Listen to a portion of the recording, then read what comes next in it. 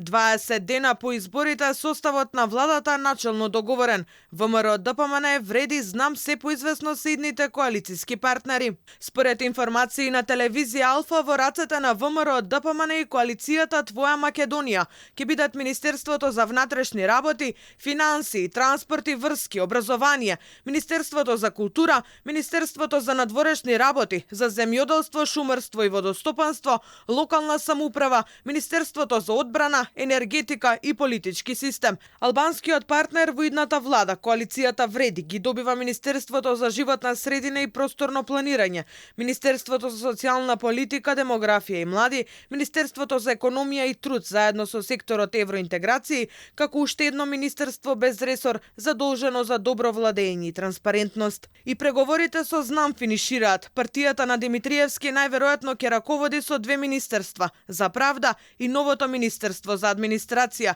Според извори на телевизија Алфа, известно е дека новиот собраниски спикер ќе дојде од редовите на вреди.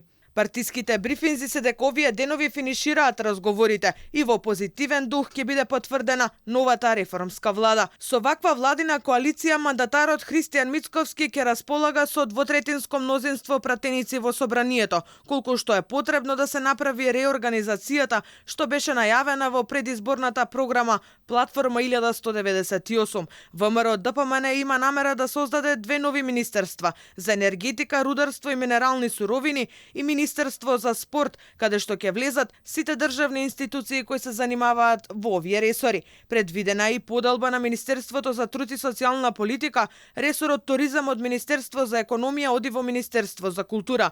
Реорганизацијата на институциите што ја планира ВМРО ДПМН, откако ќе се формира новото мнозинство, предвидува досегашната Агенција за млади и спорт да биде трансформирана во Министерство за спорт, а секторот млади да влезе во реструктурираното Министерство за социјална политика, демографија и млади.